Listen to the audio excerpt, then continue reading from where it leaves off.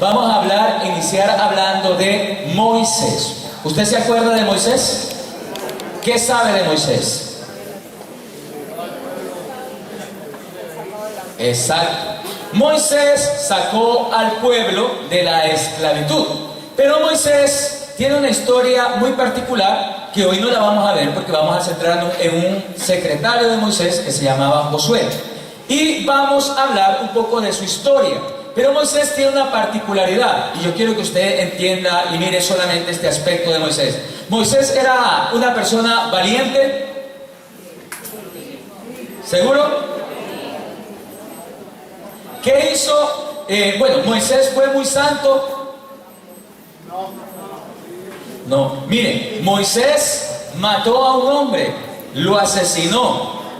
O sea, Moisés fue un asesino. Y también Moisés era cobarde. Después, cuando le dijeron que le iban a contar estas cosas al faraón, él se voló. Se consiguió una esposa, hija de un señor que se llamaba Jetro, en la montaña, y allá se quedó cuidando ovejas para que nadie lo reconociera. Él era cobarde. ¿Alguien sabe cómo se llamaba la esposa de Moisés? Para que usted se la ponga, es un nombre muy bonito para que usted se lo ponga a una hija. ¿Ah? No, es más bonito que Sara. Se llamaba Séfora. Imagínese usted, le pone a su hija Séfora Margarita del Divino Niño. Era hermosa. Se llamaba Séfora. Y allí dice, pero después de que él tuvo la revelación de Dios y la presencia de Dios, todo eso cambia, todo eso se transforma. Miren, las actitudes que nosotros tenemos frente a la vida y frente a la fe son importantes y cuentan en cada instante de nuestra manera de vivir la vida. Dice así la palabra de Dios, dice así, Josué en el capítulo 34, versículo 9 del libro del Deuteronomio, es el epílogo de la vida de Moisés, ya en su muerte. Dice así, Josué Deuteronomio, capítulo 34, versículo 9. Josué, hijo de Nun, estaba lleno del espíritu de sabiduría, porque Moisés le había impuesto las manos, y le obedecían los israelitas, cumpliendo la orden que Yahvé había dado a Moisés. No ha vuelto, oiga bien, esto es lo que yo quiero que usted escuche, no ha vuelto a surgir en Israel un profeta como Moisés. ¿Qué dice la palabra? No ha vuelto, o sea, a surgir un profeta igual que Moisés. O sea que Moisés fue lo máximo, ¿verdad? A quien Yahvé, oiga bien, trataba cara a cara. Mire, es el único profeta que dice la palabra de Dios, Yahvé trataba cara a cara. Nadie como él en todas las señales y prodigios que Yahvé le envió a realizar en el país de Egipto. Es decir, los prodigios, las señales que hizo Moisés no tienen comparación en la historia del pueblo de Israel. Y contra todos sus siervos y contra todos sus países, y en la mano tan fuerte y el gran terror que Moisés puso por obra a los ojos de Israel. Miren, era un profeta grande, era el que sacó al pueblo de la esclavitud de Egipto y lo llevó para la tierra prometida. Moisés era el personaje más importante hasta ese momento en la historia del pueblo de Israel. El único que había podido hablar cara a cara con el Señor. Esto es grande, esto es maravilloso. De ningún otro profeta se dice eso en la Biblia, solo de Moisés. Pero miren, dice la palabra de Dios, y ahora sí vamos al capítulo 1 del libro de Josué. Capítulo 1 del libro de Josué. Dice así: después de la muerte de Moisés, siervo de Yahvé, habló Yahvé a Josué, hijo de Nun, y ayudante de Moisés. ¿Después de la muerte de quién? ¿A quién llamó el Señor? Y le dijo: Moisés, mi siervo, ha muerto. Arriba pues, pasa ese Jordán tú con todo este pueblo hacia la tierra que yo les doy. Palabra de Dios. Miren, ¿qué pasa cuando alguien se muere? Normalmente, si es una persona querida, amada por nosotros, entramos en lo que normalmente llamamos el duelo, la muerte. Hay una cosa importante, sufrir no es malo. El pueblo de Israel hizo un tiempo bastante prolongado y largo de duelo por Moisés. Miren, era un hombre grande, era importantísimo, fue lo más grande que tuvo Israel, pero había muerto.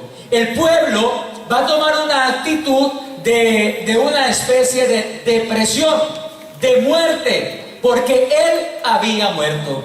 ¿Usted se imagina que el pueblo de Israel se hubiese quedado en esa actitud de muerte?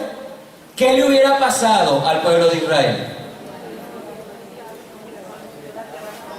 No hubiera entrado a la tierra prometida.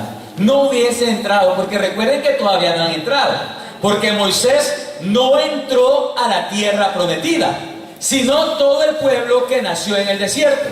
Y ellos no habían entrado, se quedaron como en la frontera, llorando y haciendo duelo por Moisés. Pero va a llegar Dios y le dice a Josué: levántate, ya se acabó el duelo, ya no es hora de sufrir más, es tiempo de levantarse. Quiero quedarme en esta primera parte del relato. Miren, hermanos, a cualquiera de nosotros le puede pasar que puede tener una pérdida en la vida, que alguien que quería mucho se le murió. Y es doloroso, es difícil, nadie dice que no. Es doloroso también cuando alguien tiene una ruptura sentimental, por ejemplo. Lo dejó la esposa, la dejó el marido, le echaron del trabajo, no ha conseguido en la vida las metas que se había propuesto. Cualquiera de nosotros puede vivir en un estado de depresión. Es más, hay algunas personas que tienen ya una condición médica de depresión y tienen que utilizar medicamentos y cosas para la depresión. Hay personas incluso que les da problemas de sueño y sufren de trastorno del sueño y no pueden descansar bien, porque han caído en esta actitud de muerte. Hay personas que todo en la vida les preocupa. Hay personas como que, yo no sé si usted conoce, pero yo conozco personas que viven todos los días como preocupados de qué va a pasar, y mañana qué, y yo si no consigo trabajo, y mis hijos qué, y mi esposo qué, y mi universidad, y cuando yo me gradúe qué, y no sé qué, y vive la gente preocupada por todas estas cosas. Yo no le digo que no se preocupe, sino que el problema es la actitud frente a las situaciones de la vida. Eso, miren, a todos en algún momento de nuestra existencia nos va a tocar un momento difícil. ¿O quién de aquí nunca ha tenido un momento difícil? De pronto los niñitos, ¿verdad? Pero de ahí, toda persona en la vida tendrá que pasar por algún momento difícil. Ahí es donde usted tiene que aprender cómo va a enfrentar, con qué actitud va a enfrentar ese problema. Esta actitud de muerte es una actitud que lastimosamente lo va a paralizar, que lo va a detener en el camino. Una persona que se queda en el duelo puede llegar hasta morir. Ustedes no han escuchado que, hay una canción que dice que nadie se muere de amor, nadie se muere. ¿Usted ha escuchado? Sí. Pues yo le puedo asegurar que yo conocí a una persona que se murió de amor, ¿verdad? Se murió de amor. Pues no exactamente que hay una enfermedad que se llame algo así como amoris crioleros, ¿verdad? No. Pero fue una persona que estaba como muy enamorada. Fue una historia bastante extraña, no se la cuento porque luego es chisme, pero estaba muy enamorada de uno que no era su esposo, pero el que vivía como su esposo, así más o menos el enredo, ¿verdad? Y este señor se murió. Esta señora sufría mucho que porque no podía comulgar y no sé qué. Y cuando fue donde mí, me dijo, ay, se murió el papá de mis hijos. Yo imprudentemente le dije, pero qué bueno, ya puede comulgar. Y ella me quedó mirando. Pues porque yo pensé que su amor por Dios era mucho más grande que pues, todas las cosas que va a poder comulgar y que se le dio y todo lo demás. Y yo decía, ay no, padre, es que se murió. Y cada vez que yo la veía, esta pobre señora lloraba por el marido de la otra, que era su marido y que se había muerto, ¿verdad? Y entonces, a los 6 meses, le dio a ella una oclusión intestinal y más otros problemas de salud que se le vinieron complicando y murió a raíz de toda esta situación que no pudo manejar como debió haberla manejado. Miren, nadie de nosotros debería enfermarse de una depresión crónica si somos personas de fe. Si somos personas de fe, nosotros debemos tener otra actitud frente a la vida. Miren, casi todos nosotros nos enfermamos, no porque deberíamos enfermarnos, sino porque nosotros nos autoenfermamos. Hay señoras, por ejemplo, hay señoras que son aquellas como que viven preocupadas por medio mundo. Que el marido, que los hijos, que la mamá, que los hermanos, que los tíos, que no sé, y le resuelven el problema a medio mundo, pero ellas mismas no son capaces de resolverse sus problemas. Y todo el mundo le resuelven a todo el mundo menos a ella. Y entonces cuando ella necesita quien les escuche, quien le hable o quiera, no encuentra a nadie, ¿verdad? No encuentra a nadie. Porque lastimosamente todo el mundo se acostumbró a verla fuerte, valerosa, la que da. Entonces todo el mundo va a quejarse allá, pero nadie va a consolar allá. Miren, estas superchachas que le llamo, tendrían que aprender más a tener una salud espiritual, mental y personal mucho más grande y entender que son de carne y hueso, que no son de piedra. Los hombres tenemos un problema. Usted no le ha pasado, bueno, las que están casadas, sobre todo, y algunas solteras que tienen novios así, usted no ha visto que la mujer cuando tiene un problema con el novio o con el esposo, va y le dice, mira, hablemos de esto, porque esto no se puede quedar así. Y comienza. A uno no lo dejan hablar, ¿verdad? Pero ella... Y él le dice, ya, deja eso así, ya. Pero dime algo, no, ya. Y el hombre se traga las cosas. Nosotros normalmente tragamos. Entonces la mujer dice cosas como, ay, qué poco detallista, a él no le gusta hablar, porque el hombre va tragando. Y pasa que el hombre muchas veces no lleva los problemas a la casa. Y no le dice a la mujer de dónde sacó la plata, pero la plata llega. Y no le dice a la novia que tuvo que caminar un mes, todo el mes a pie y sin coger buses para comprarle el regalo del día de los novios. Ese trastero y se lo va guardando él en el corazón. Se lo va metiendo ahí. Las mujeres tienen un problema, y es a veces también que ellas creen que el hombre siempre tiene que consentirlas y que tiene que halagarlas y que tiene que quererlas, pero a veces ellas se olvidan que nosotros también tenemos corazoncito. Y entonces a veces el hombre resiente que su esposa, por ejemplo, no le diga qué bien te queda ese pantalón, qué bien te queda esa camisa, y él no le va a decir nada, pero se lo va a ir tragando poco a poco, ¿verdad? Entonces, tenemos problemas en la forma de vivir la vida así. Mire, hermano, nosotros no podemos tragarnos los problemas. Nosotros no podemos quedarnos en esas actitudes. Mire, el muerto se guarda, ¿sí o no? Usted coge un muerto y lo echa al hoyo y ahí se queda. Ahí se pudre, se hace tierra, lo que sea, ahí se queda, no se mueve para ningún lado. Nosotros, los que estamos vivos, no podemos meternos en el hoyo y morirnos ahí. Hay gente que es muy chistosa en los sepelios y dice, ¡llévame contigo! ¡Ya voy en el hueco! Uno lo ve a veces en los velorios. Pero nuestra vida tiene que continuar. Oiga bien, mi hermano, usted llore, sufra, laméntese, todo lo que tenga que lamentarse en el momento en que está viviendo la dificultad. No se lo trague, no se lo guarde, vomítelo y dígalo. Me dolió, me está doliendo, sáquelo de su corazón. Pero eso sí, no se quede allí. No se quede allí. Conozco una persona también en Zarzal Valle que se le murió una hija de cáncer a esta señora. Y esta es la hora que no ha podido superar la muerte de su hija.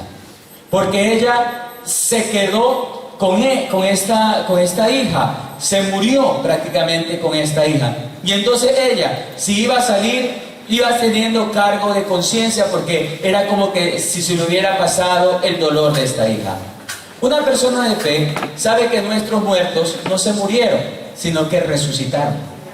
Amén. Que están donde tienen que estar, en la presencia de Dios. Miren, nosotros somos egoístas a veces, ¿verdad?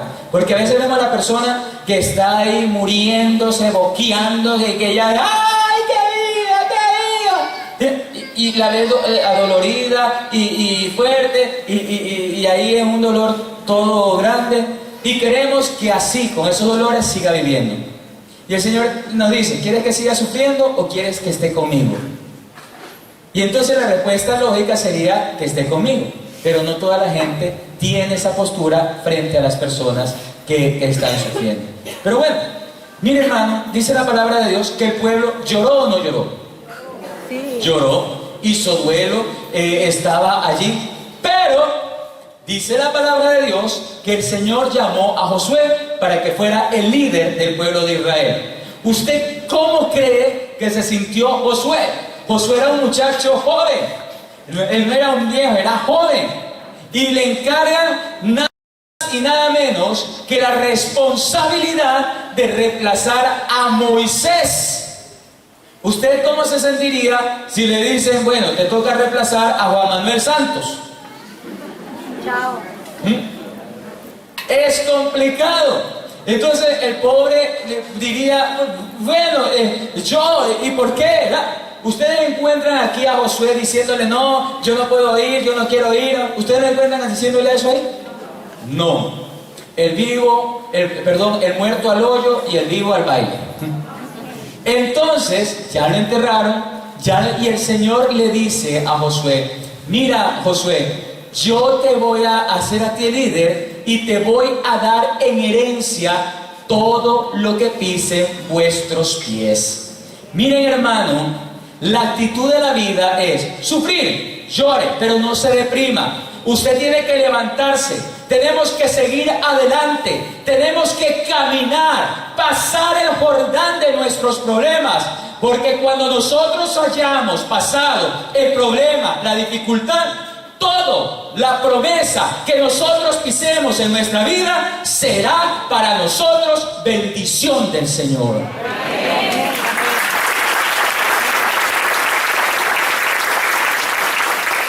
Miren, en Dominicana tenían un dicho muy bonito y decían, si así son los problemas, ¿cómo serán las bendiciones?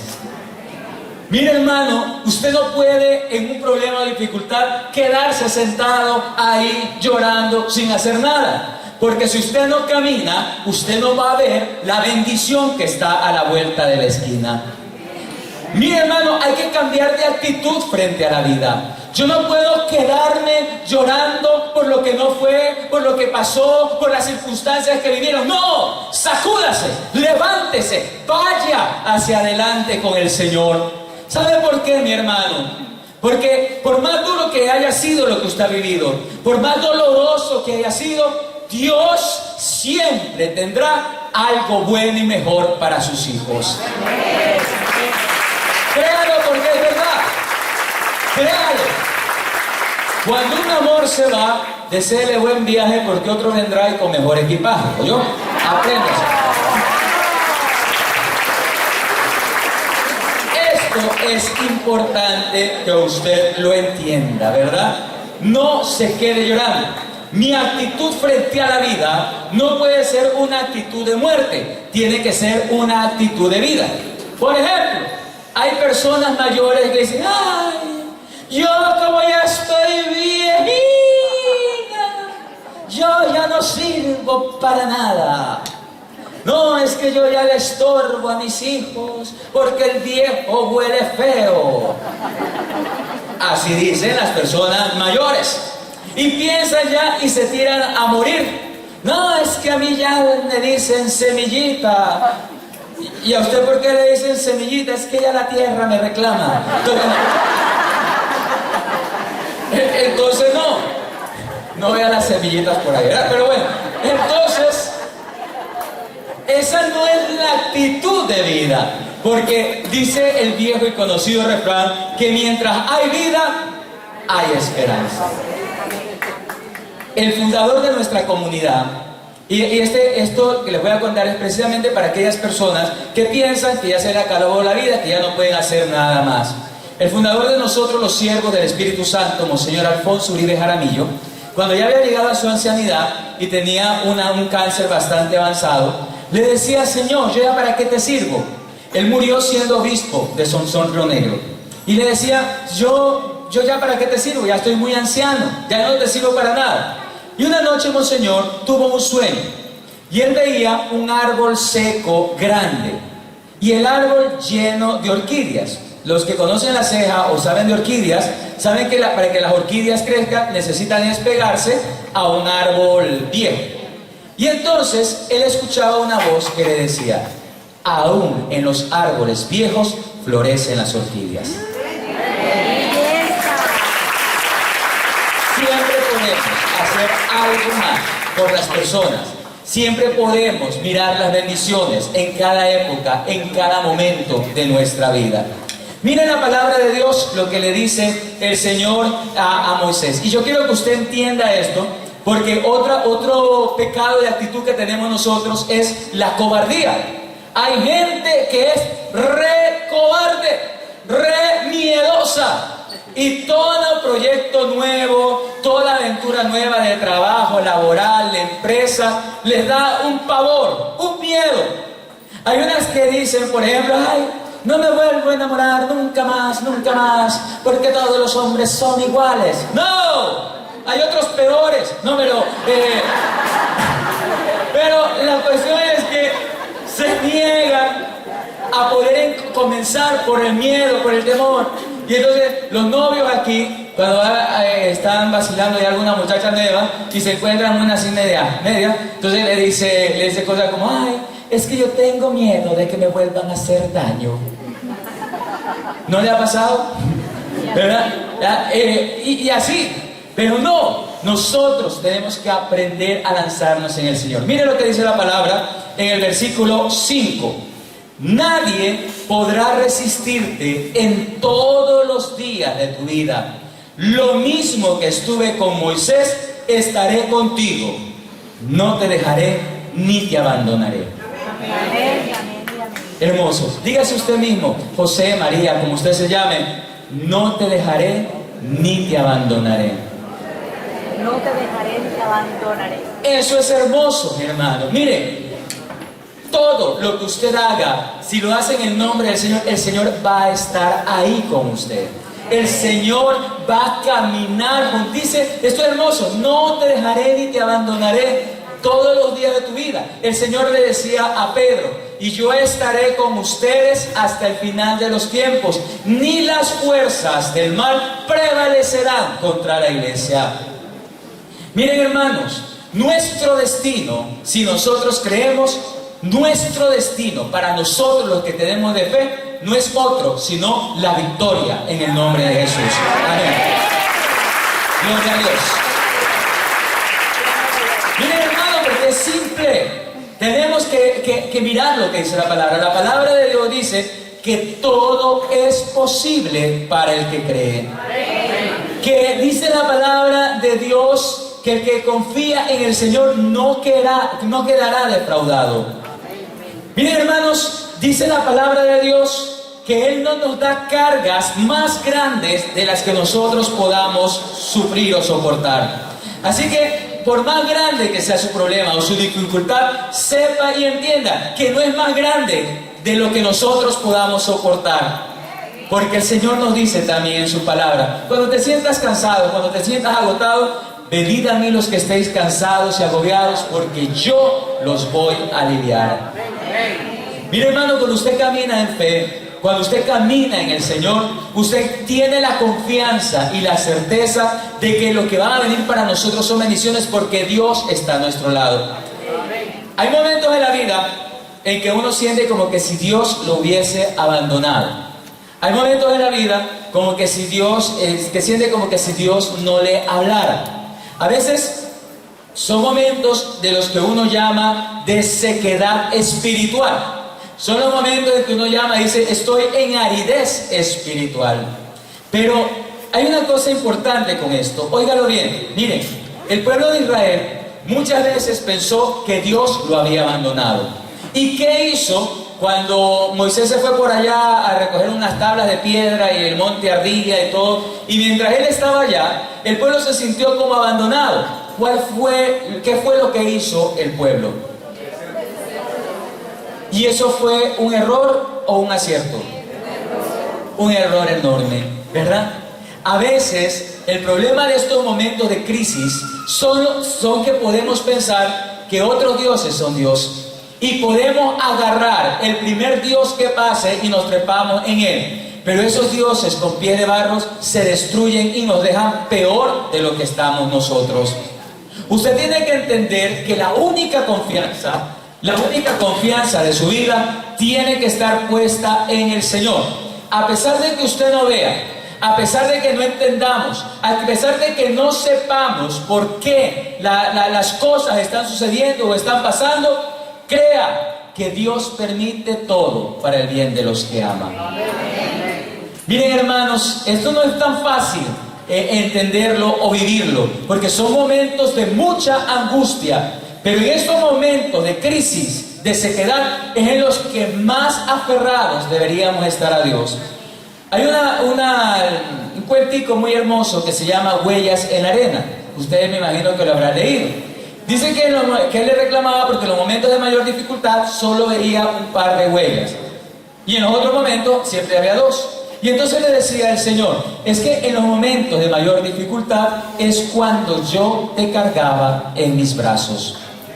Mire, hermano, cuando usted esté en mucha dificultad, deje de creerse Superman o la Batichica. Simplemente abandónese en los brazos de Jesús. Yo lo he experimentado personalmente, y es que a veces en estos momentos el problema es que nosotros le quitamos el control a Dios. ¿Sabe por qué llegamos a la sequedad espiritual, a la aridez? Porque comenzamos a hacer lo que a nosotros nos parece. Empezamos a hacer las cosas como nosotros queremos y no le permitimos hacer Dios el Dios de nuestra vida. Cuando tú le entregas el control a Dios y le dices, Dios, ya yo no soy capaz, Dios, ya yo no sé qué más hacer, ahí es cuando Dios entra a reinar a tu vida y te dice, todo lo que pidas en mi nombre, yo te lo daré. Y aquí viene la clave, y con esto voy a terminar. Dice así la palabra de Dios en el versículo 6 del capítulo 1 de Josué. Sé fuerte y valiente, porque tú vas a dar a este pueblo la posesión del país que juré dar a sus padres. Basta, oiga bien, que seas muy fuerte y valiente, teniendo cuidado de cumplir toda la ley que te dio mi siervo Moisés. No te apartes de ella, ni a la derecha, ni a la izquierda, oiga bien, para que tengas éxito a donde quiera que vayas. Palabra de Dios. Esto es bellísimo. Miren, hermanos, le va a decir 2 veces aquí y una más adelante, sé valiente y sé firme. ¿Qué es una persona valiente? La persona valiente es aquella que no le tiene miedo a los obstáculos. La persona valiente es aquella que su valentía y su fuerza depende de Dios. La persona valiente es aquella que va con toda hacia el futuro. La persona valiente es aquella que sabe que su Padre Dios no la va a abandonar. Y por eso en Cristo Jesús seremos más que vencedores. Amén. No sea cobarde, que no le dé miedo hacer las cosas. Láncese en el nombre del Señor. Láncese en el nombre de Jesús. Porque el Señor tiene la victoria para usted. Eso es maravilloso. Dice un canto hermoso que hay por ahí que dice: valiente, valiente seré, porque el reino de los cielos lo arrebatan los valientes. Solo los valientes son capaces de luchar por sus bendiciones y obtenerlas. Recuerden a Jacob. Jacob luchó con el ángel por una bendición. Y hasta que no lo bendijo, el ángel no pudo irse del lado de Jacob. Imagínense, usted no deje de canzonear a Dios, agárrelo fuerte, dígale: Señor, si no me bendices, no te dejo de orar. Entonces, usted agárrelo al Señor y clávese de rodillas delante de su presencia, porque cuando usted se levante de haber orado y clamado al Señor, el Señor coronará su cabeza de la gloria y de las bendiciones. Amén. Amén. Y firme, que es importante, no te desvíes ni a izquierda ni a derecha. Eso sí es fundamental. O sea, el Señor te dice: yo te voy a dar todo lo que tú quieras, todo lo que tú me pidas, pero eso sí, no puedes desviarte de mis caminos. Porque miren lo que le pasó al pueblo: empezó a alabar a otros dioses. Nosotros mantengámonos firmes. Van a haber tentaciones, vea, tentaciones así. Hay hombres que quieren ser fieles, que son buenos, pero no falta la sinvergüenza que quiere son sacarlos de su casa y de su hogar. Hay mujeres que quieren ser buenas, que quieren ser fieles, que quieren estar siempre en compañía de Jesús, pero no falta la amiga chismosa que le torea la lengua. Y son cosas así. Pero tenemos que aprender a tratar de mantenernos en la presencia de Dios y seremos exitosos en todo lo que hagamos. Ayer precisamente hablaba con un señor que tuvo mucho dinero, pero le había ido muy mal y estaba con muchos problemas. Y él me decía: Padre, ¿por qué me está yendo así? Y yo le decía: mira, suena duro decirlo, pero a veces las verdades de Dios son un poco fuertes y un poco duras. Como tú te alejaste de Dios, lo que estás pagando ahora son las consecuencias de tu pecado. Estás perdiendo a tu familia, has perdido tu fortuna, has perdido todo por una mujer que tal vez no valía la pena, sin ofender la parte humana de la persona. Pero lo dejó todo por algo que no era la bendición que Dios había tenido. A veces la bendición viene disfrazada de problemas o envuelta en papel de problemas, pero detrás de eso hay un regalo grande, hay una gracia enorme de Dios.